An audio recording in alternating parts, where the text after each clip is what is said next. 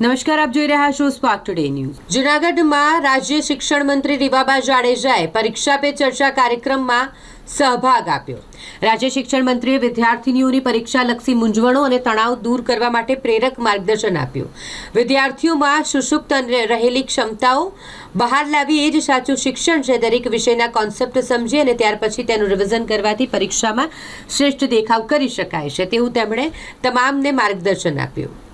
તેઓ જ્યારે પરીક્ષા પે ચર્ચા કાર્યક્રમમાં સહભાગી બન્યા હોય ત્યારે જૂનાગઢ શહેરની આરજે કનેરિયા ગર્લ્સ હાઈસ્કૂલ ખાતે આ કાર્યક્રમ થયો હતો, જેમાં સૌપ્રથમ તો વડાપ્રધાન નરેન્દ્રભાઈ મોદીએ વર્ચ્યુઅલ માધ્યમથી પરીક્ષા સંદર્ભે પ્રેરણાદાયી માર્ગદર્શન કરવાની સાથે માનવ જીવનને વધુ ઉન્નત બનાવવા માટે તલસ્પર્શી બાબતોને વણી લઈ વિદ્યાર્થીઓને પ્રેરક સંબોધન કર્યું અને ત્યારબાદ રાજ્ય શિક્ષણ મંત્રી રીવાબા જાડેજાએ પણ ઉત્સાહવર્ધન વાતો કરી અને તેમનું પ્રોત્સાહન વધાર્યું હતું। આપ સૌ નસીબદાર છો કે સાહેબ પીએમ છે અને આ રીતનો સંવાદ કરે છે।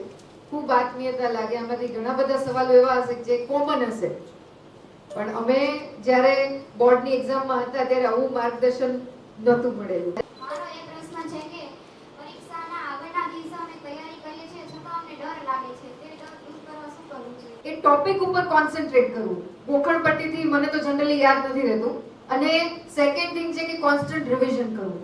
જે એક ટોપિક આપણે બધું ભેગું કરવા જઈએ ને તો એકે જગ્યાએ પહોંચી ના શકીએ। જ્યારે પરીક્ષામાં ઓછા માર્ક્સ આવે ત્યારે મમ્મી પપ્પા સામે કેવી રીતે જવું? અત્યારે આપણો દેશ જે પ્રકારે આગળ વધી રહ્યો છે એમાં દરેક ક્ષેત્રમાં ખૂબ સારી ઓપોર્ચ્યુનિટી છે। એક્સિલન્સી કેળવીએ તો સફળતા મળે નિશ્ચિત છે। તો મારા એક્ચ્યુઅલ ટીચિંગનો સમય છે, એમાં તમે તમારું 100% આપ્યું કે નહીં?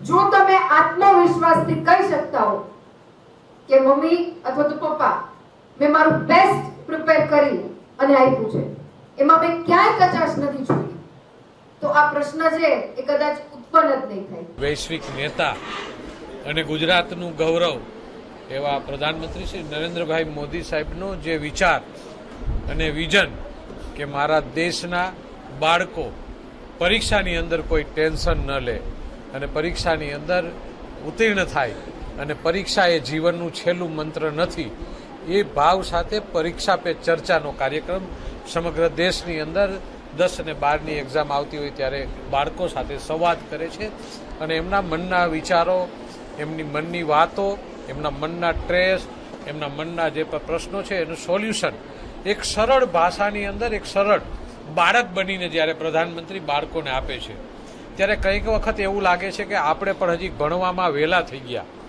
આપણે પણ આ સમયે ભણતા હોત, આપણે પણ પ્રધાનમંત્રી સાથે એ વાતની ચર્ચા કરત, એમની પાસેથી શીખ્યા હોત। કારણ કે આપણે બધા ભણતા ત્યારે આવી કોઈ વ્યવસ્થાઓ નથી।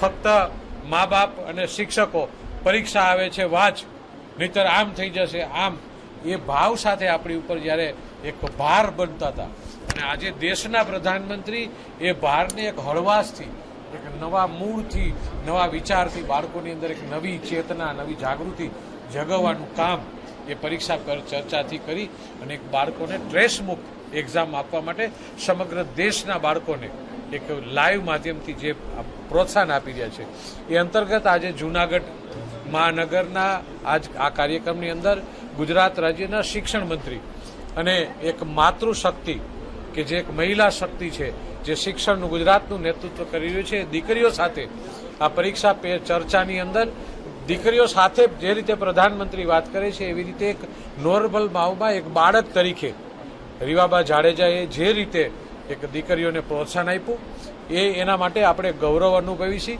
કે જે દીકરી, અને આપણે તો જૂનાગઢ માટે અમારે તો ગૌરવની બાબત છે કે જૂનાગઢની દીકરી છે એટલે અમે એક બેન તરીકે એને કહી શકી કે અમારું રતન છે, અમારી આ વિભૂતિ છે, અમારું ગૌરવ છે।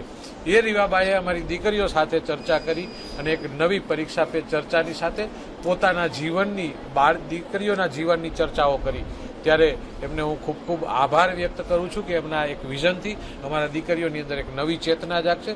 તો આજના આ કાર્યક્રમને સખત સરળ રીતે બનાવવા માટે શિક્ષણ વિભાગ અને જે રીતે કામ કર્યું છે અને આરજે કનેરિયા હાઈસ્કૂલની આ દીકરીઓ સાથે સંવાદ કર્યું છે ત્યારે ખૂબ ખૂબ આભાર। વંદે માતરમ, ભારત માતા કી જય, જય જય ગરવી ગુજરાત।